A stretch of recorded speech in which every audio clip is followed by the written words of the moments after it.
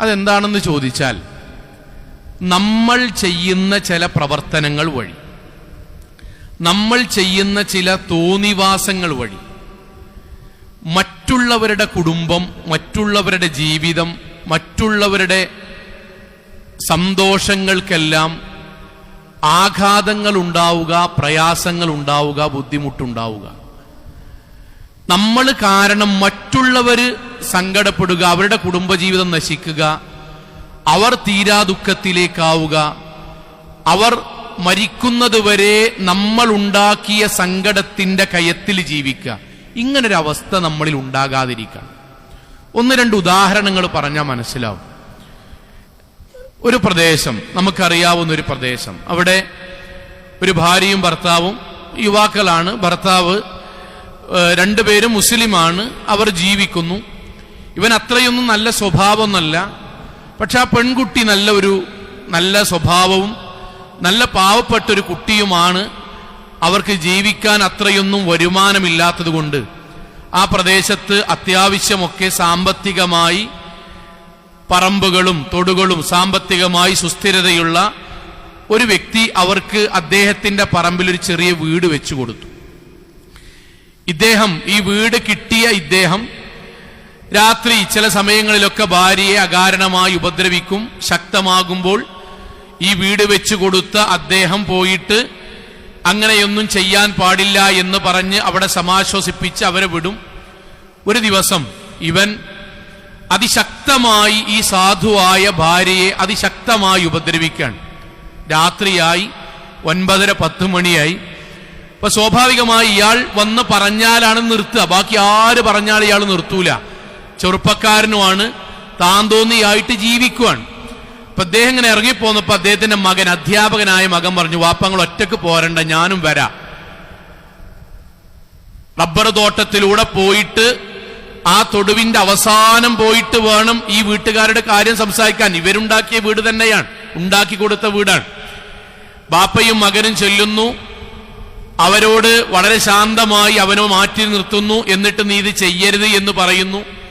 ഈ പറയുന്നതിനിടയിൽ ഇവൻ അല്പം ലഹരി ഉപയോഗിച്ചിട്ടുണ്ട്. അവൻ എന്ത് ചെയ്യുന്നു വെച്ചാൽ കത്തിയെടുത്താണ്ട് ആഞ്ഞൊന്ന് കുത്തി, ഇന്നാരാ തടുക്കാൻ വരുന്നെന്ന് പറഞ്ഞിട്ട്. ഒന്നാമത്തെ കുത്ത് ഉപ്പയുടെ കയ്യിന്റെ ചെറിയ ഭാഗത്ത് കൊണ്ടു. അപ്പോഴേക്കും മകൻ മുന്നിലേക്ക് നിന്നു. രണ്ടാമത്തെ കുത്ത് അധ്യാപകനായ മകന്റെ വലത് കയ്യിന്റെ കക്ഷത്തിലൂടെ കത്തി കയറി. ഞരമ്പറ്റു, ബ്ലഡ് താഴേക്ക് വീണു, ബോധം കെട്ട് വീണു. വാപ്പ അലമുറയിട്ട് കരഞ്ഞു, സഹോദരി അലമുറയിട്ട് കരഞ്ഞു. ആളുകൾ കൂടി ഹോസ്പിറ്റലിലേക്ക് കൊണ്ടുപോയി. ഇന്ന് 2 വർഷങ്ങൾക്ക് മുമ്പാണ്. ഇന്ന് അദ്ദേഹം ജീവിക്കുന്നു. എങ്ങനെയെന്നറിയോ? ഇന്നും ഫിസിയോതെറാപ്പി ചെയ്യണം. ഇന്നും ആ കൈകൾ കൊണ്ട് ബോർഡിൽ എഴുതാൻ അദ്ദേഹത്തിന് കഴിയില്ല. ഭാര്യ തലേ ദിവസം പവർ പോയിന്റ് പ്രസന്റേഷൻ കൈകൾ കൊണ്ട് ഉണ്ടാക്കി അത് ക്ലാസ്സിൽ കൊണ്ടുവന്നിട്ട് അദ്ദേഹം അവതരിപ്പിക്കണം. സ്വന്തം കുട്ടിയെ ആ കൈകൾ കൊണ്ട് മാറോട് ചേർത്ത് പിടിക്കാൻ അദ്ദേഹത്തിന് പഴയ പോലെ ആ കൈകൾ കൊണ്ട് ബലം പോരാ. സഹോദരങ്ങളെ, നിങ്ങൾ ആലോചിച്ച് നോക്കൂ. അദ്ദേഹം എന്തെങ്കിലും ചെയ്തിട്ടാണോ? അല്ല. അദ്ദേഹം ഏതെങ്കിലും ഒരു അള്ളാഹു നിഷിദ്ധമാക്കിയൊരു കാര്യം ചെയ്തതിന്റെ ഫലമായിട്ടുണ്ടായ ആരോഗ്യ പ്രശ്നമാണോ? ഇല്ല. അദ്ദേഹം ഒരാളെയും ഉപദ്രവിച്ചില്ല. അദ്ദേഹം ഒരാളെയും ചീത്ത പറഞ്ഞിട്ടില്ല. അള്ളാഹു നിരോധിച്ച ഒന്നും ചെയ്തില്ല. മറിച്ച് മറ്റൊരാൾ അയാളുടെ ലഹരിയുടെ ഭാഗമായി ചെയ്തതിന്റെ ഫലം ഈ സാധു മനുഷ്യൻ അനുഭവിക്കുക. അയാളുണ്ടല്ലോ കുത്തിയോൻ, അവനതൊക്കെ കഴിഞ്ഞ് അയാളും അയാളുടെ ഭാര്യയും മക്കളും ഇന്ന് ടൂറൊക്കെ പോകുന്നുണ്ടാവും. ഇവിടെ നടക്കുന്ന സകലമാന ഫെസ്റ്റിക്കും പോകുന്നുണ്ടാവും, ഈദ്ഗാഹ്ക്കൊക്കെ പോകുന്നുണ്ടാവും.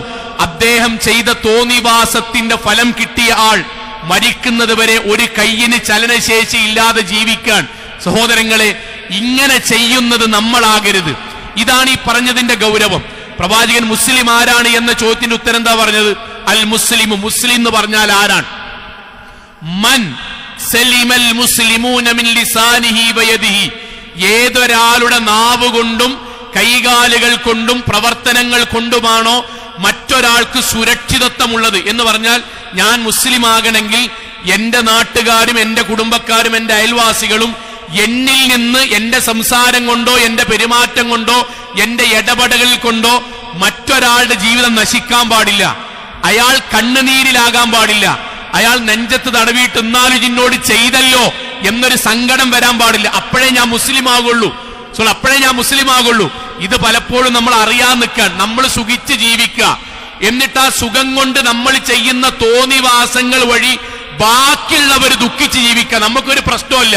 ഞാൻ ഇന്ന് ആലോചിക്കാൻ, ഒരു പ്രഭാഷണം കഴിഞ്ഞിട്ട് നല്ല താടിക്ക് വെച്ചിട്ട് ഒരു ഉപ്പ വന്നു. ആ ഉപ്പാന്റെ കയ്യില് ചെറിയൊരു കുട്ടിയുണ്ട്, എനിക്ക് തോന്നുന്നു ഒരു 3ാം ക്ലാസ് ഒക്കെ ഉണ്ടാവും. അദ്ദേഹം ക്ലാസ്സിന് ശേഷം പറഞ്ഞു, മൗലവി, ഈ കുട്ടിക്ക് മുകളിൽ എനിക്കൊരു ഡിഗ്രിക്ക് പഠിക്കുന്ന ഒരു പെൺകുട്ടി ഉണ്ടായിരുന്നു. ഞാൻ അവളെ നല്ലപോലെയാണ് ഞങ്ങൾ കുടുംബജീവൻ നയിച്ചത്. അവൾ വന്നിട്ട് ഒരു ദിവസം എന്നോട് ഒന്ന് പറഞ്ഞു, വാപ്പാ, എനിക്ക് ഒരു ചങ്ങാതിയുമായിട്ടൊരു ബന്ധമുണ്ട്, എനിക്ക് കെട്ടിച്ചു തരണം. അപ്പൊ ഞാൻ അവളോട് പറഞ്ഞു, മോളെ, നമുക്കൊരു പ്രായമാകുമ്പോ ആലോചിക്കാം, ഇപ്പൊ ഇനി പ്രായമായിട്ടില്ലല്ലോ. മൗലവി, ഞാൻ അതോടുകൂടി ആ വിഷയം വിട്ടു. പക്ഷേ പിന്നീട് ഞാൻ കണ്ടത് 2 മാസമോ 3 മാസത്തിന് ശേഷമോ കലാലയത്തിൽ നിന്ന് ഫോൺ വരികയാണ്, മോൾ അവിടെ എത്തിയിട്ടില്ല എന്ന് പറഞ്ഞിട്ട്. ഞാനും എന്റെ ഭാര്യയും അന്ന് അനുഭവിച്ചൊരു ടെൻഷൻ ഉണ്ട്. അറിഞ്ഞത് ഉച്ചയ്ക്ക് ശേഷമാണ്. കാരണം ഉച്ചയ്ക്ക് ശേഷമാണ് അധ്യാപകൻ ശ്രദ്ധിച്ചത്. വീട്ടിൽ നിന്ന് പോന്നിക്കണോന്ന് അറിയാൻ വേണ്ടി വിളിച്ചതാണ്. ഏതായാലും ഞങ്ങൾ തെരഞ്ഞു. വൈകുന്നേരമായിട്ടും കാണാത്തത് കൊണ്ട് പോലീസ് സ്റ്റേഷനിൽ പോയി പറഞ്ഞു. രാത്രി 9 മണിക്ക് വയനാട്ടിൽ ഏതോ ഒരു റിസോർട്ടിൽ അവനും അവളുമുണ്ട് എന്നറിഞ്ഞു. 12:30 മണിക്ക് മോലി, രാത്രി 12 മണിയായപ്പോഴേക്കും ഞാനിതാ ഇന്ന് ഇവിടെ എന്റെ ആദ്യം താമസിച്ച വീട്ടിൽ നിന്ന് 74 കിലോമീറ്റർ ഇങ്ങോട്ട് ഉള്ള സാധനങ്ങൾ മുഴുവൻ നുള്ളിപ്പൊറുക്കി ഞാൻ വണ്ടിയിലാക്കി ഇങ്ങോട്ട് നാട് വിട്ടു പോന്നതാണ്. അദ്ദേഹം പറഞ്ഞ വാക്കെന്തറിയോ? 9 മണിക്ക് വയനാടുണ്ട് എന്റെ മകൾ എന്നറിഞ്ഞത് മുതൽ 12:30 ഞാൻ വണ്ടിയിലേക്ക് സാധനങ്ങൾ വെച്ച് ഇങ്ങോട്ട് നാട് വിട്ട് പോണത് വരെയുള്ള ഒരു 2-3-4 മണിക്കൂറുണ്ടല്ലോ, എന്റെ ജീവിതത്തിൽ മറക്കാൻ കഴിയില്ല. നാട്ടുകാർ മുഴുവൻ എന്റെ ചുറ്റും നിന്നിട്ട് എന്നോട് പറയാൻ, എടാ ഉളുപ്പുണ്ടടാ, ഈ രാവിലെ സുബൈക്ക് ശേഷം ജമാഅത്ത് നമസ്കാരത്തിന് ശേഷം ആൾക്കാരോട് ഇല്ലടാ ഹദീസ് വായിച്ചു തരല്, ആദ്യം എന്റെ കുടുംബത്തും നന്നാക്കട. അവിടെയുള്ള ആളുകൾ എന്നോട് വന്നിട്ട് പറയാൻ, എന്റെ ഭാര്യ അവിടുത്തെ മദ്രസ ടീച്ചറാണ്, എടാ ഉളുപ്പുണ്ടടാ, സലഫി മഫ്തി ഇട്ടിട്ട് ഞങ്ങളെ കുട്ടികളെ ഇയാളെ പഠിപ്പിക്കണ്, ഞങ്ങൾ തരുന്ന പൈസ കൊണ്ട് ഈ ജീവിക്ക, ആദ്യം എന്റെ മകളെ ശരിയാക്കട, എന്റെ കുട്ടികളെ ആദ്യം നന്നാക്കട. അദ്ദേഹം വിങ്ങിപ്പൊട്ടിങ്ങനെ കരഞ്ഞിട്ട് ചോദിക്കാൻ, മൗലവി ഞാൻ എന്താ നീ ചെയ്യാൻ? ഞാൻ ആരോടാ പറഞ്ഞറിയോ? നമ്മളെ പെൺകുട്ടികളും ആൺകുട്ടികളും ചോദിക്കണില്ലേ, പ്രേമിക്കണീനൊക്കെ എന്താ തെറ്റ്, എന്താ പ്രശ്നം? നിങ്ങൾ ആ ബാപ്പാക്ക് പറഞ്ഞു കൊടുക്കിൻ, പ്രേമിക്കണീനെ തെറ്റെന്താണ്? അവനാൻ തോന്നിയാസിയാകുക, അവനാൻ പോച്ച പോലെ ജീവിക്കുക, അള്ളാഹു നിഷിദ്ധമാക്കിയ ജീവിക്കുക. ശരി, നിങ്ങൾ ജീവിച്ചോളിൻ, അതിന്റെ ബാക്കി ഭാഗം നിങ്ങൾക്ക് മാത്രം അനുഭവിക്കാനാണെങ്കിൽ. പക്ഷേ നമ്മൾ തോന്നിയാസിയായിട്ട് ജീവിക്കുമ്പം 54 കൊല്ലം നമുക്ക് വേണ്ടി കഷ്ടപ്പെട്ട് രാപ്പകലില്ലാതെ അധ്വാനിച്ച ബാപ്പിമ്മി നാട്ടിൽ വഷളാകുക, അത് പ്രശ്നമില്ല. അത് നമ്മുടെ മനസ്സിൽ സങ്കടമില്ലെങ്കിൽ പടച്ചോന്റെയൊക്കെ നേർക്കുനേരം നിൽക്കൂല. ഞാൻ കാണിക്കുന്ന തോന്നിയാസിന് എന്റെ ബാപ്പ തലകുമ്പിട്, ഞാൻ കാണിക്കുന്ന വൃത്തികേടിന് എന്റെ അമ്മ അങ്ങാടിയിൽ വഷളാകെ, ഞാൻ കാണിക്കുന്ന വൃത്തികേടിന് മഹലിൽ നിന്റെ ബാപ്പിമ്മിൻ തലകുമ്പിട്ട് നടക്കേ. ഇത് സാധാരണ തെറ്റാ? അല്ല, എന്റെ ജീവിതത്തിൽ സംഭവിക്കാൻ പാടില്ല. ഞാൻ ചെയ്ത തെറ്റിന് ഞാൻ തലകുമ്പിട്ട് നടക്കുകയാണെങ്കിൽ കുഴപ്പമില്ല. ഒന്നും അറിയാത്ത പാവം ബാപ്പ, ഒന്നും അറിയാത്ത പാവ ഉമ്മ, ഒന്നും അറിയാത്ത പാവന്റെ കുടുംബം, അവർ ഈ തെറ്റുന്നൊക്കെ മാറിന്ന് ജീവിച്ചോരാണ്. പക്ഷെ അവർ അങ്ങാടിന്ന് വശലാകുക. പള്ളിക്ക് പോകുമ്പോ ബാപ്പാണ്ട് ചോദിക്കാൻ, എന്താണ് കുറെ താഴെ വെച്ചിട്ട്? നമ്മളെ കാരണം കൊണ്ട് നമ്മളെ കുടുംബം ആളുകളുടെ മുന്നിൽ അപമാനിതരാകുക. എന്നിട്ട് നമ്മൾ അപ്പുറത്ത് പോയിട്ട് മൗലവിനോട് നിസ്കാരത്തിന്റെ റക്കായത്ത് എത്ര, സ്വഫിങ്ങനെ ഇടയിലെങ്ങനെ നിൽക്കുന്നതിന്റെ ഇടയ്ക്ക് വല്ല വിടവും വന്നാൽ ശൈത്താൻ കയറുന്നുള്ള ഹദീസിന്റെ സിഹത്ത് എന്താണ്? ആദ്യം ഇത് ശരിയാക്കണോ? പാപ്പാനിമ്മാനി കുടുംബത്തെ മുഴുവൻ വേദനിപ്പിച്ചിട്ട് അവനാ തോന്നിയാസായിട്ട് ജീവിക്കുക. ഇങ്ങനെ തെറ്റുണ്ടാകാൻ പാടില്ല, ബോധപൂർവ്വം ഉണ്ടാകാൻ പാടില്ല. പ്രവാചകന്റെ വാക്കെന്താണ്? മുഅ്മിൻ ആരാന്ന് പറഞ്ഞത് മുസ്ലിം എന്ന് മാത്രമല്ല, മുഅ്മിൻ ആരാന്ന് പറഞ്ഞത് റസൂൽ എന്താ പറഞ്ഞത്? അൽ മുഅ്മിനു, സത്യവിശ്വാസി ആരാന്നറിയോ? മൻ ആമിനഹു അന്നാസു അലാ അംവാലിഹിം വഅൻഫുസിഹിം, മറ്റുള്ളവൻ ആരുടെ ജീവിതത്തിൽ നിന്നാണോ മറ്റുള്ളവന്റെ സമ്പത്തും അഭിമാനവും അന്തസ്സും സുരക്ഷിതമാണ് എന്ന് പറയാൻ കഴിയുന്നത്. എന്റെ ബാപ്പ പറയാൻ, മകൻ നിലക്ക് അവനിൽ നിന്ന് എനിക്ക് അപമാനിതമാകുന്ന, എന്റെ ജീവിതം നശിച്ചു പോകുന്ന ഒരവസ്ഥ അവൻ ഉണ്ടാക്കിയിട്ടില്ല എന്ന് പറയുമ്പോഴാണ് ഞാൻ മുഅ്മിനാകുക. ഞാൻ എന്തിനാ പറഞ്ഞറിയോ? എത്രയോ വീടുകളിൽ ഞാൻ പെൺകുട്ടികളോട് ഗൗരവത്തോടുകൂടി പറയാൻ, പെൺകുട്ടികളെ നിങ്ങളൊരു തോന്നിവാസ അവിഹിത ബന്ധമുണ്ടാക്കും. എന്നിട്ട് നിങ്ങൾ എന്താ ചെയ്യണറിയോ? ഏതെങ്കിലും റൂമിൽ പോയിട്ട് അങ്ങോട്ടും ഇങ്ങോട്ടും 2 രജിസ്റ്റർ വിവാഹം നടത്തി അതിന്റെ മതപരമായ ഹുക്കും ഇൻഷാ അല്ലാഹ് മറ്റൊരു ഖുത്ബി പറയാം. നമ്മൾ ഏതെങ്കിലും 4 ചങ്ങായിമാരെ കൂട്ടി ചെയ്യും. ശരി, നമ്മൾ ചെയ്യുന്ന തോന്നിയാസാണല്ലോ. അതിന്റെ തിക്തഫലം ആരനുഭവിക്കേണ്ടത്? നമ്മളാണല്ലോ. അല്ല, അനുഭവിക്കാരറിയോ? കുടുംബത്തിലെ നമ്മുടെ അമ്മോന്റെ കുട്ടിക്കൊരു കല്യാണം വരികയാണ്. ആ ഓടിപ്പോയ ചാടിപ്പോയ നാട്ടിൽ മാനഹാനിക്ക് വിധേയമാക്കി കല്യാണം കഴിച്ച പെൺകുട്ടിന്റെ ജേഷ്ഠത്തിയുടെ മകൾക്കോ അമ്മാവന്റെ മകൾക്കോ കുടുംബത്തിന്റെ ഇപ്പുറത്തുള്ള ഏതെങ്കിലും ഒരു കുട്ടിക്ക് കല്യാണാലോചന വരുമ്പോ ആൾക്കാരിങ്ങനെ അന്വേഷിച്ചിട്ട് പറയും, കുട്ടി കുഴപ്പമില്ല, വീട് കുഴപ്പമില്ല, നല്ല വിദ്യാഭ്യാസമാണ്, മഹലിൽ അന്വേഷിച്ചൊക്കെ ഉഷാറാണ്, പക്ഷേ ഓളെ മൂത്താപ്പാന്റെ കുട്ടി ചാടിപ്പോയിട്ടാണ് കെട്ടിയത്, അതുകൊണ്ട് നമുക്ക് വേണ്ട. പാവം നിഷ്കളങ്കമായി ജീവിക്കുന്ന അവനവന്റെ കുടുംബത്തിലെ കുട്ടികളുടെ കല്യാണം വരെ മുടക്കാൻ മാത്രം വന്ന വൃത്തികേട് ചെയ്തിട്ട് നമ്മൾ ചോദിക്കാൻ ഇതൊക്കെ തെറ്റാണോ? ഉണ്ടാകാൻ പാടില്ല. പെൺകുട്ടികളെ, ആൺകുട്ടികളെ, നമ്മൾ ചെയ്യുന്ന തെറ്റുകൊണ്ട് നമ്മളെ ബാപ്പിയും കുടുംബം അങ്ങാടിയിൽ വശലാകാൻ പാടില്ല. അത് സാധാ തെറ്റല്ല. ഞാൻ നുണറിയണ പോലെയല്ല. കാരണം ഞാൻ ഒന്നും അറിയാത്ത എന്റെ കുടുംബം ഞാൻ ചെയ്ത തെറ്റിന്റെ പേരിൽ അപമാനിതനാകുക. 1000 വട്ടം നമ്മൾ പറഞ്ഞിട്ടുണ്ടാവും, ചെയ്യരുത് ചെയ്യരുത് ചെയ്യരുത്. പ്രവാചകൻ സല്ലല്ലാഹു അലൈഹി വസല്ലമയുടെ കാലത്ത് നബി സല്ലല്ലാഹു അലൈഹി വസല്ലമക്ക് ഒരു സഹാബി, ഒരു ചെറിയൊരു കിളിക്കുട്ടി, മറ്റൊരു റിപ്പോർട്ടിൽ പ്രാവാൻ, എന്തുമായിക്കോട്ടെ, ഒരു പക്ഷിക്കുഞ്ഞുമായിട്ട് ഇങ്ങനെ പോണ കണ്ടു. നബി സല്ലല്ലാഹു അലൈഹി വസല്ലം ചോദിച്ചു, എന്താടാ കയ്യില്? അതിൽ പറഞ്ഞു, റസൂലുള്ളാഹി അതൊരു പക്ഷിക്കുഞ്ഞാണ്, നിങ്ങൾക്ക് സമ്മാനമായിട്ട് കൊണ്ടുവന്നതാണ്. പ്രവാചകൻ സല്ലല്ലാഹു അലൈഹി വസല്ലം പറഞ്ഞ വാക്കെന്താ അറിയോ? എല്ലാവരുടെ ഹൃദയത്തിലുണ്ടാവണം. എടാ, അത് നീ ഏതൊരു കൂട്ടുന്നാണോ എടുത്തത് അങ്ങോട്ടന്നെ തിരിച്ചു കൊണ്ടേ കൊടുക്ക്, അങ്ങോട്ടന്നെ കൊണ്ടുപോയി വെക്കണം. കാരണം ഇതൊരു കുട്ടിയല്ലേ. ആ കുട്ടിയായ ആ പക്ഷിക്കുഞ്ഞിനെ നീ കൊണ്ടുവരുമ്പം ആ കുട്ടിയുടെ ഉമ്മ ആ കുട്ടിയെ അന്വേഷിച്ച് വട്ടമിട്ട് പറക്കുന്നുണ്ടാവും, കരയുന്നുണ്ടാവും. ഒരു ഉമ്മ തന്റെ കുട്ടി നഷ്ടപ്പെട്ടതിന്റെ പേരിൽ കരയുന്നതിന്റെ ശിക്ഷ നമുക്ക് കിട്ടാതെക്കണമെങ്കിൽ തിരിച്ചു കൂട്ടിൽ കൊണ്ടുപോയി വെക്ക്. ഒരു പക്ഷിക്കുഞ്ഞിനെ അതിന്റെ ഉമ്മ സങ്കടപ്പെടും. അതുകൊണ്ട് അങ്ങനെ ഒരു തെറ്റ് പോലും ജീവിതത്തിൽ വരരുത് എന്ന് പറഞ്ഞ് പഠിപ്പിച്ച നബിന്റെ അനുയായികളാണ്. നമ്മുടെ കാരണം കൊണ്ട് നമ്മുടെ കുടുംബവും നമ്മുടെ കാരണങ്ങൾ കൊണ്ട് നമ്മുടെ അയലോക്കക്കാരും ജീവിതത്തിൽ സങ്കടപ്പെടുക. ഞാൻ ഇവിടെയുള്ള യുവാക്കളോടുകൂടി പറയാം, യുവാക്കളെ, മുതിർന്നവരെ, ഞാനടക്കട്ടോ, ഈ റോട്ടുമ്മ കൂടെ നമ്മൾ മാത്രല്ല വണ്ടി കൊണ്ടുപോണ്. ഈ റോട്ടുമ്മ കൂടെ നമ്മൾ മാത്രല്ല വണ്ടി കൊണ്ടുപോണ്. ഇത് പറയാൻ കാരണമുണ്ട്. കഴിഞ്ഞൊരു മാസം മുമ്പാണ് അങ്ങാടി കൂടെ ബൈക്ക് ഇങ്ങനെ പോവുകയാണ്. 2 ചെക്കന്മാർ ഒന്നിച്ച് ബൈക്കും അങ്ങനെ സ്പീഡ് കൂട്ടി പോകാൻ. എതിർദിശയിൽ നിന്നൊരു സാധു, 60 വയസ്സുള്ള ഒരു സാധു മനുഷ്യൻ, അദ്ദേഹം തന്റെ സ്കൂട്ടിയായിട്ട് വരാൻ. ഇവർ മത്സരത്തിനിടയിൽ അദ്ദേഹത്തിന് മുന്നിൽ ഒരു വണ്ടി തെന്നിച്ചു. അദ്ദേഹത്തിന് നിയന്ത്രണം വിട്ടു. വണ്ടി സൈഡിലേക്ക് പോയി, വണ്ടി ഓവുചാലിലേക്ക് വീണു. നടപ്പാതയിലേക്ക് അദ്ദേഹം വീണിട്ട് തല അതിലേക്ക് വന്ന് കോൺക്രീറ്റിലടിച്ചിട്ട് 2ാമത്തെ ദിവസം അദ്ദേഹം മരിച്ചു. വീട്ടിൽ 3 പെൺകുട്ടികളാണ്, 3 പെൺകുട്ടികൾ. ആ 3 പെൺകുട്ടികൾക്കുള്ള ഏക ബാപ്പയാണ് ആ മരിച്ചത്. അദ്ദേഹം വല്ലതും ചെയ്തു സോങ്ങളെ? അദ്ദേഹം എന്തെങ്കിലും ചെയ്തോ? 35 സ്പീഡിൽ മെല്ലെ പോവുക, 35 സ്പീഡിൽ ഗവൺമെന്റ് അനുവദിച്ച സൈഡിൽ കൂടെ പോവുക. ഒരാളും ആ സാധു ഉപദ്രവിച്ചില്ല, ഒരാളെയും അദ്ദേഹം ഒന്നും ചെയ്തില്ല. നിയമങ്ങൾ മുഴുവൻ പാലിച്ചു. ഒരു അപകടവും വരരുതേ എന്ന് ആഗ്രഹിച്ചു. ഇങ്ങോട്ട് വരുന്ന വാഹനത്തിൽ എന്റെ വാഹനം മുട്ടരുതേ എന്ന് അദ്ദേഹം ആഗ്രഹിച്ചു.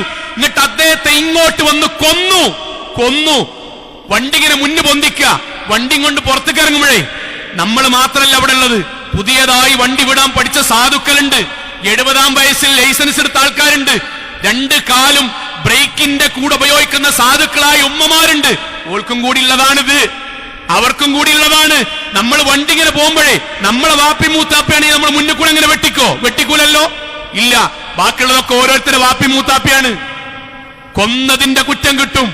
ഇതെന്തിനാ പറഞ്ഞ? നമ്മളൊക്കെ അത്യാവശ്യം വന്ന സ്പീഡ് പോണൽ തന്നെയാണ്. പക്ഷെ നമ്മൾ മനസ്സിലുണ്ടാകണട്ടോ, ഉണ്ടാകണം.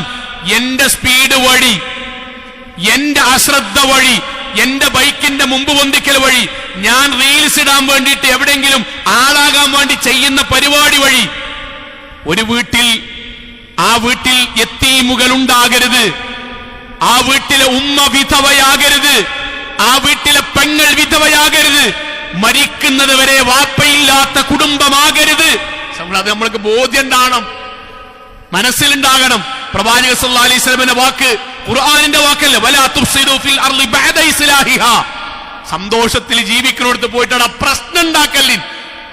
എത്ര കാര്യങ്ങൾ നമ്മൾ നമ്മുടെ ഹൃദയത്തോടൊന്ന് ചേർത്ത് വെച്ച് ആലോചിച്ച് നോക്കി, എത്ര കാര്യങ്ങൾ. ഞാൻ അവസാനിപ്പിക്കാൻ, ഇത് മാത്രം നമ്മുടെ ഹൃദയത്തിലേക്ക് വരിക. നമ്മൾ കാരണം, നമ്മൾ തോന്നിവാസം ചെയ്യുന്നതിന്റെ സങ്കടങ്ങളും ദുഃഖങ്ങളും നഷ്ടങ്ങളും മറ്റൊരാള് പേറുക എന്ന് പറഞ്ഞാൽ ഇസ്ലാമിക് ചരിത്രത്തിലെ മനോഹരമായ രംഗുണ്ട്. നബി എങ്ങനെയാ നമ്മളെ വളർത്തിയെന്ന് പറയണം. നമുക്ക് റസൂൽ സല്ലല്ലാഹു അലൈഹി വസല്ലം ചരിത്രം വായിക്കുമ്പോൾ എങ്ങനെ ആകണം എന്ന് നമുക്ക് തോന്നും. റസൂൽ സല്ലല്ലാഹു അലൈഹി വസല്ലം സഹാബാക്കളും ഒരു വീട്ടിലേക്ക് അതിഥികളായി ചെന്നു ഭക്ഷണം കഴിക്കാനേ.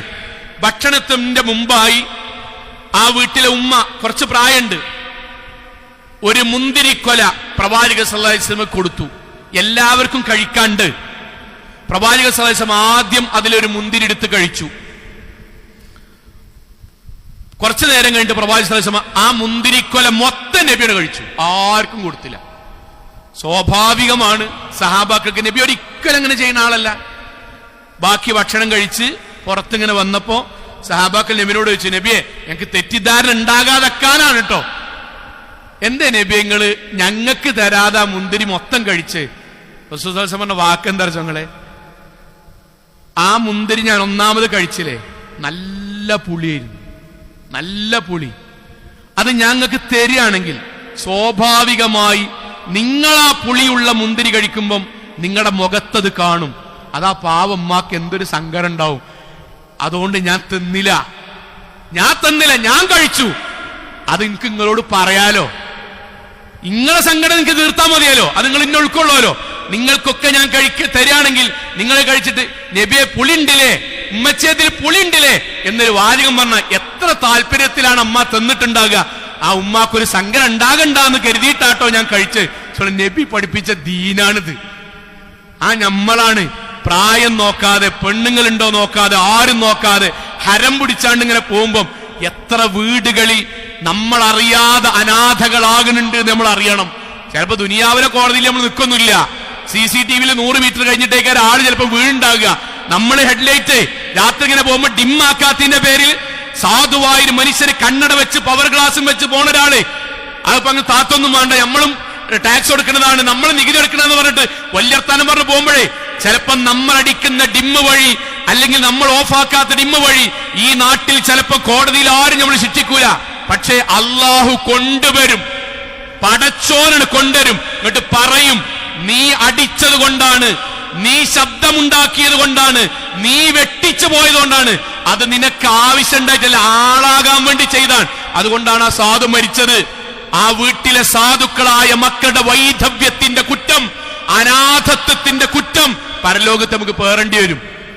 ഇത് നമ്മുടെ മനസ്സിലുണ്ടാവുക. ഇത് ഗൗരവത്ത് പറഞ്ഞതറിയോ, നമുക്കതൊരു പ്രശ്നമല്ലാതെ, ഇന്ന ബാധിക്കൂലേ എനിക്ക് പ്രശ്നമല്ല, ഇന്ന ബാധിക്കാത്തത് എനിക്ക് പ്രശ്നമില്ലാതെ മാറി. ഒന്നുകൂടി പറയുന്നു, വാപ്പാരെ, നമ്മളുമായി ബന്ധപ്പെട്ടവരാണ്, വാപ്പാരോട് തന്നെ പറഞ്ഞു, വാപ്പാരെ, നമ്മൾ ഒരു ബിസിനസ് തുടങ്ങുമ്പോഴോ നമ്മളൊരു ഏർപ്പാടിക്ക് പൈസ എടുക്കുമ്പോഴോ ആദ്യം അറിയേണ്ടതെന്നറിയോ, എനിക്ക് 3 കുട്ടികളാണ്. എനിക്ക് അൽഹംദുലില്ലാ ഈ 3 കുട്ടികളും എന്റെ ഭാര്യയും ഞാനുമായി ബന്ധപ്പെട്ട് ജീവിക്കുന്നവരാണ്. ഇവിടെ ഇരിക്കുന്ന ഓരോ എന്റെ ഉപ്പാരും ഈ മഹലിലെ ഓരോ സത്യവിശ്വാസികളും വാപ്പാരുടെ പറഞ്ഞു, വാപ്പാരെ, നമ്മളെ ഭാര്യ നമ്മളെ മക്കളും നമ്മളെയാണ് വിശ്വസിച്ച് ജീവിക്കണത്. നമുക്ക് ടെൻഷനായാൽ നമ്മളെ വീട് മൊത്തം നിശ്ചലാവും. നമ്മൾ അറസ്റ്റ് ചെയ്താൽ പിന്നെ ഓൽക്കൊരു ജീവിതം ഉണ്ടാവില്ല.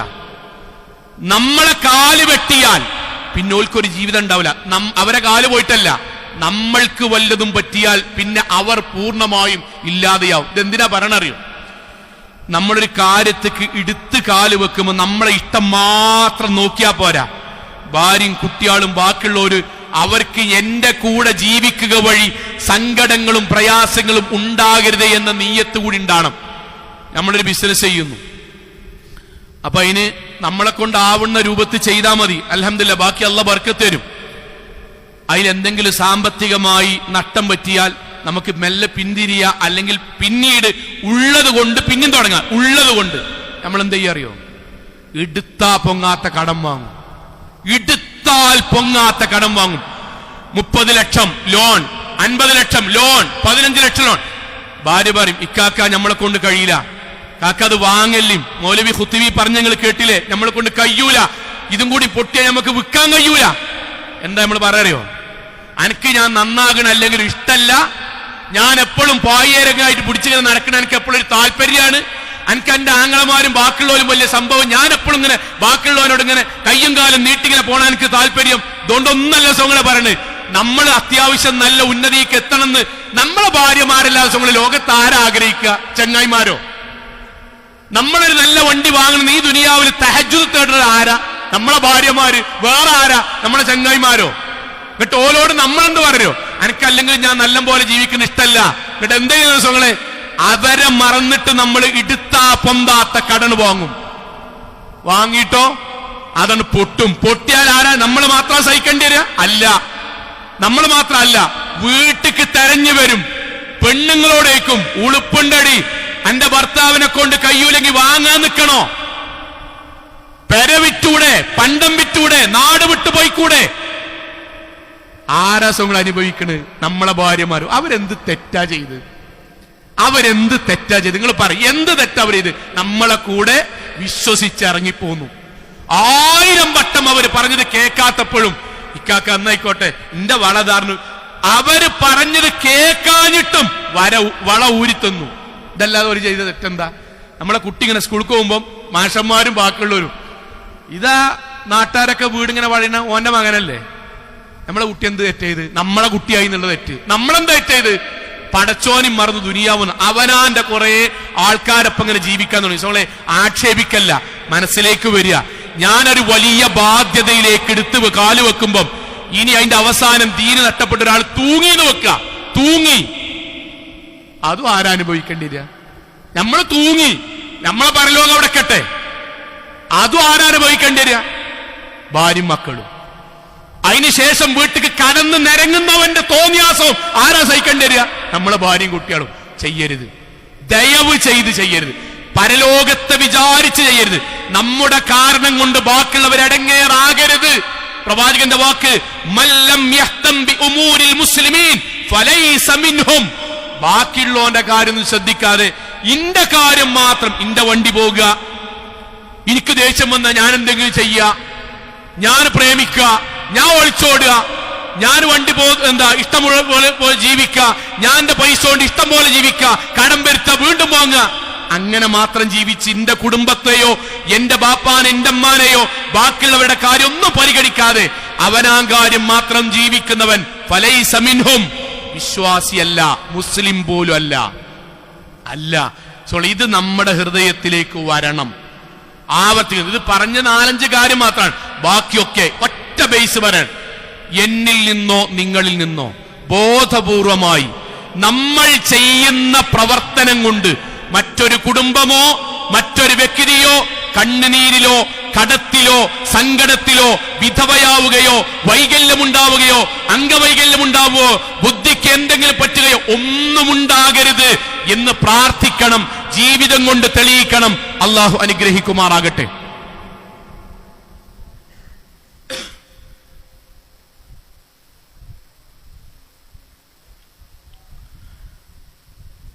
അൽഹംദുലില്ലാ വസ്സലാത്തു വസ്സലാമു അലാ റസൂലില്ലാ വഅലാ ആലിഹി വസഹ്ബിഹി അജ്മഈൻ. അമ്മാ ബഅദ് തഖുല്ലാഹി ഇബാദല്ലാഹ്. ഒരിക്കൽ കൂടി അള്ളാഹുവിനെ സൂക്ഷിച്ചുകൊണ്ട് ജീവിക്കണം എന്ന് ഉണർത്തുകയാണ്. സഹോദരങ്ങളെ, എല്ലാവർക്കും അറിയാവുന്ന ഇസ്ലാമിക ചരിത്രത്തിലൊരു സംഭവം പറയാം. എല്ലാവർക്കും അറിയാം. ഉമർ ഇബ്നുൽ ഖത്താബ് റളിയല്ലാഹു അൻഹു വേഷപ്രച്ഛന്നനായി, ഭരണാധികാരിയായിരിക്കുന്ന സമയത്ത് വേഷപ്രച്ഛന്നനായി ഓരോ വീടുകളിലൂടെ പരിശോധന നടത്തുമ്പോൾ ഒരു വീട്ടിൽ കുട്ടിയുടെ അതിശക്തമായ കരച്ചിൽ കേട്ടു. അദ്ദേഹം ഇങ്ങനെ ആ വീട്ടിലേക്ക് ഏന്തി നോക്കി, ഭരണാധികാരി നിലക്ക് പരിശോധനയ്ക്ക് വേണ്ടി. അപ്പോൾ ആ ഉമ്മ മുല കുടിക്കുന്ന കുട്ടിയെ പാല് കൊടുക്കാതെ നിർത്തിക്കുകയാണ്. എന്നാൽ 2 വർഷം മുല കൊടുക്കേണ്ട കുട്ടിക്ക് 1 വർഷം കൊണ്ട് തന്നെ മുലകുടി നിർത്തിക്കുകയാണ്. ആ മുലകുടി നിർത്തിക്കുന്നത് കൊണ്ട് ആ കുട്ടി വിശന്നിട്ട് കരയാണ്. വേഷപ്രച്ഛനായ ഉമർ ഖത്താബ് റളിയല്ലാഹു അൻഹു ആ സഹോദരനോട് ചോദിച്ചു, അല്ല നിനക്ക് എന്താ പാൽ കൊടുത്തൂടെ? പാലുണ്ടല്ലോ, പാലില്ലാത്തതിന്റെ കുറവാണോ? അല്ല, പിന്നെന്തേ? ഞങ്ങളുടെ ഖലീഫ അമീറുൽ മുഅ്മിനീൻ ഉമർ ഖത്താബ് റളിയല്ലാഹു അൻഹുവിന്റെ ഒരു പുതിയ നടപടിയുണ്ട്, ഭരണപരമായ പുതിയൊരു നീക്കം, തീരുമാനം. പാല് കുടിക്കുന്ന കുട്ടികൾക്ക് റേഷൻ ഉണ്ടാവുകയില്ല, ഗോതമ്പുണ്ടാവില്ല, അതുകൊണ്ട് പട്ടിണിയാണ്. എന്റെ ഈ കുട്ടി പാല് കുടിക്കണോണ്ട് എന്റെ വീട്ടിക്ക് റേഷൻ കിട്ടണില്ല, ആ കുട്ടിക്കുള്ളത് കിട്ടണില്ല, ഒരാളതുകൊണ്ട് തികയണില്ല, അത്രയും കുടുംബക്കാരുണ്ട്, അതുകൊണ്ട് ഞാൻ പാല് കൂടി നിർത്തിക്കാണ്, എന്നാ ആ റേഷനും കൂടി കിട്ടുമല്ലോ. സോളെ ഉമർ ഖത്താബ് റളിയല്ലാഹു അൻഹു വീട്ടിൽ നിന്ന് ഇറങ്ങി പിറ്റേ ദിവസം സുബൈക്ക് കരഞ്ഞ്, ഹദീസിൽ എന്താ അറിയോ, ഉമർ ഖത്താബ് റളിയല്ലാഹു അൻഹു ഇമാം എന്നിട്ട് എന്താ ഓതുനൊന്ന് ബാക്ക് കേട്ടില്ല, നേരെ മിമ്പർ മക്കൾ കയറിയിട്ട് പൊട്ടിക്കരഞ്ഞിട്ട് പറഞ്ഞു, മുഴുവൻ ആളുകൾക്കും പാല് കുടിക്കുന്ന കുട്ടിക്കും റേഷൻ ഉണ്ടാകും. എന്നിട്ട് വിതുമ്പിയിട്ട് ഉമർ ഖത്താബ് തന്നെ പറഞ്ഞ വാക്കെന്താ അറിയോ, ഉമർ എങ്ങനെ നാളെ പരലോകത്ത് വരും? എത്ര കുട്ടികളെ ഉമറിന്റെ ഒരു തീരുമാനം കൊണ്ട് ഉമർ കൊന്നു, എത്ര കുട്ടികളെ ഉമറിന്റെ ഒരു തീരുമാനം കൊണ്ട് ഉമർ പാലുകുടി നിർത്തിച്ചു, എത്ര കുട്ടികളുടെ കരച്ചിൽ നാളെ എനിക്കെതിരെ പരലോകത്ത് വരും. പടച്ചോനെ നീ എനിക്ക് പുറത്തു തരണമേ. ആൾക്കാരുടെ കെഞ്ചാണ് സാധു മനുഷ്യൻ. എന്തിനാ പറഞ്ഞറിയോ, എടുത്ത ഒരു തീരുമാനം കൊണ്ട് ബാക്കിയുള്ളവർക്ക് ബുദ്ധിമുട്ടുണ്ടായി എന്നറിഞ്ഞപ്പോ മിമ്പർമ കയറി കരഞ്ഞ ഖലീഫയുടെ പിൻഗാമികളെ നമുക്ക് ദേഷ്യം വരും. ആപ്പാരെ നമുക്ക് ദേഷ്യം വരും. ഞാൻ ഒന്നും ആലോചിക്കാണ്, ഒരു 24-25 വയസ്സുണ്ടാവും, ഒരു യുവാവിനോട് വർത്തമാനം സംസാരിച്ചപ്പം കാര്യങ്ങൾ പറഞ്ഞപ്പോൾ അദ്ദേഹം ഇങ്ങനെ നിൽക്കുകയാണ്. നമ്മൾ സംസാരിച്ചപ്പോൾ അദ്ദേഹം കുറച്ചിങ്ങനെ തിരിഞ്ഞു, ഇങ്ങോട്ട് വന്നിട്ടു, പക്ഷെ ഞാൻ ഒന്നും കൂടി പറയുന്നു പറഞ്ഞു. അപ്പൊ ഞാൻ കുറച്ച് ഉറക്കെ പറഞ്ഞിട്ട് ചോദിച്ചു, എന്തേ? അല്ല ഈ ചെവി കേൾക്കണില്ല. പക്ഷെ എന്തേന്ന് ചോദിച്ചു, ഒന്നും പറഞ്ഞില്ല. എന്തേ ചോദിച്ചു. വാപ്പ ദേഷ്യം വന്നിട്ട് ഒരൊറ്റ അടിയനടിച്ചാണ് ചെവിക്ക്. ചെവി പാടക്ക് സ്ക്രാച്ച് വന്നു. ഹോസ്പിറ്റലിൽ അവൻ പോകാന്ന് പറഞ്ഞു. വാപ്പ എന്നിട്ട് പറഞ്ഞല്ലോ, ഹോസ്പിറ്റലിൽ പോയിട്ട് ഞാൻ അടിച്ചതാന്നെങ്ങാനും പറഞ്ഞാൽ പേടിച്ചിട്ടോൻ പോയില്ല. ഉള്ളിൽ പഴുപ്പ് വന്നു, പാടക്ക് സാരമായി ബാധിച്ചു. ഈ ഭാഗം കേൾക്കണില്ല. 24 വയസ്സുണ്ട്, അധ്യാപകനാണ്, സ്പോർട്സ് അധ്യാപകൻ. ഒരു ചെവി കേൾക്കണില്ല.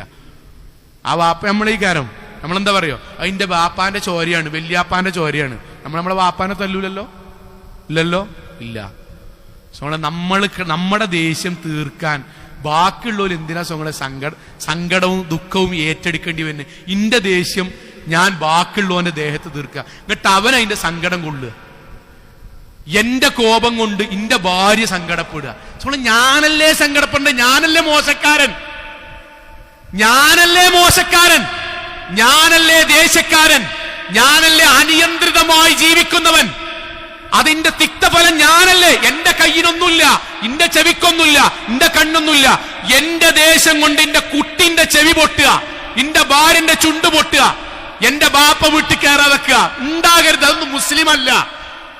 എപ്പോഴെങ്കിലും അബദ്ധത്തെ പറ്റിയിട്ടല്ല, മറിച്ച് ബോധ്യമുണ്ടാകണം. പടച്ചോനെ, എന്റെ കാരണം കൊണ്ട്, ഞാൻ അധ്യാപകനാണ്, ഞാൻ ക്ലാസ്സിൽ കയറാതെ സംഘടനാ പ്രവർത്തനങ്ങൾ പോയി നടന്നിട്ട് എന്റെ കുട്ടിയെങ്ങാനും SSLC തോറ്റാൽ അവൻ എത്ര കാലം ദുഃഖിക്കണുണ്ടോ അതിന്റെ മുഴുവൻ കുറ്റവും ആ അധ്യാപകന് പരലോകത്ത് കിട്ടും. കാരണം അവൻ ശമ്പളം വാങ്ങുന്നത് കുട്ടിനെ പഠിപ്പിക്കാനാണ്. അത് നമുക്ക് ബോധ്യമുണ്ടാണ്ടേ. ഞാൻ തോന്നിവാസിയാകുന്നതിന് കുട്ടികൾ അനുഭവിക്കേ ഉണ്ടാകരുത്. ഇത് നമ്മുടെ മനസ്സിലുണ്ടാവുക. നമ്മൾ കാരണം മറ്റൊരു കുടുംബം, മറ്റൊരു വ്യക്തി അനാഥമാവുകയോ അംഗവൈകല്യം ഉണ്ടാവുകയോ ജീവിതത്തിൽ അള്ളാഹുവിനോട് കരഞ്ഞു പ്രാർത്ഥിക്കേണ്ട ഒരു അവസ്ഥ ഉണ്ടാവുകയോ ചെയ്യാതിരിക്കാൻ പരമാവധി സൂക്ഷിക്കുക. പരലോകത്ത് ആർക്കാണ് സ്വർഗം എന്ന് പറഞ്ഞെടുത്ത് അള്ളാന്റെ വാക്കുണ്ട്, തിൽക്കദ്ദാറുൽ ആഖിറ. ആർക്കാണല്ലോ സ്വർഗം വെച്ചത്? നജ്അലഹാ, അള്ളാഹു തയ്യാറാക്കിയത് ലില്ലദീന ലാ യുരീദൂന ഉലൂവൻ ഫിൽ അർളി വലാ ഫസാദ. ഈ നാട്ടിൽ താന്തോന്നികളായോ പ്രശ്നക്കാരായോ ജീവിക്കാത്തവർക്കേ അള്ളാഹ് സ്വർഗം വെച്ചിട്ടുള്ളൂ. ഇവിടെ അലംബന്മാരായി തോന്തോന്നിയായി അവനാന്റെ കാര്യം മാത്രം നോക്കി അതിലാരെടങ്ങേറായാലും നൊലോളിച്ചാലും സങ്കടപ്പെട്ടാലും മാനം കെട്ടാലും എനിക്കൊന്നും പ്രശ്നമില്ല, ഇന്റെ കാര്യം നടന്നാ മതി എന്ന് വിചാരിക്കുന്നവനല്ല സ്വർഗം. അല്ല, അവൻ മുസ്ലിം പോലും ആകൂല സഹോദരങ്ങൾ. അതുകൊണ്ട് അള്ളാഹുവിന്റെ പ്രാർത്ഥിക്കുക.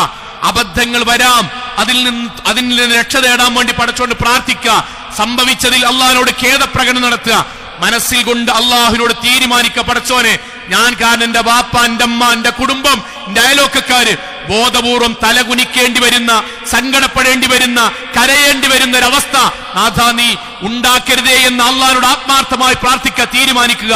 അള്ളാഹു അനുഗ്രഹിക്കുമാറാകട്ടെ. നമ്മുടെ ജീവിതത്തിൽ വന്നുപോയ ചെറുതും വലുതുമായ മുഴുവൻ തെറ്റുകുറ്റങ്ങൾ റഹ്മാനായ നാഥ നീ ഞങ്ങൾക്ക് വിട്ടുപുറത്ത് മാപ്പാക്കി തരണമേ റഹ്മാനെ. കത്തിയാ നരകത്തിൽ നിന്നും കഠിനമായ ശിക്ഷയിൽ നിന്നും അതിശക്തമായ പരലോകത്തിൽ വിചാരണയിൽ നിന്നും നാഥ നീ ഞങ്ങൾ എല്ലാവരെയും കാത്തുരക്ഷിക്കണമേ റഹ്മാനെ. അള്ളാഹുവേ, അംബിയാ മുർസലീങ്ങളുടെ കൂടെ സ്വർഗത്തിൽ ഒരുമിച്ച് ചേരാൻ നാഥ നീ ഞങ്ങൾ എല്ലാവരെയും അനുഗ്രഹിക്കണമേ റഹ്മാനെ. അള്ളാഹുവേ, ഞങ്ങളുടെ പ്രവർത്തനങ്ങൾ വഴി ഏതെങ്കിലും ആളുകൾക്ക് സങ്കടങ്ങളോ പ്രയാസങ്ങളോ വന്നിട്ടുണ്ടെങ്കിൽ റഹ്മാനായ നാഥ നീ അതെല്ലാം ഞങ്ങൾക്ക് വിട്ടുപുറത്ത് മാപ്പാക്കി തരണമേ റഹ്മാനെ.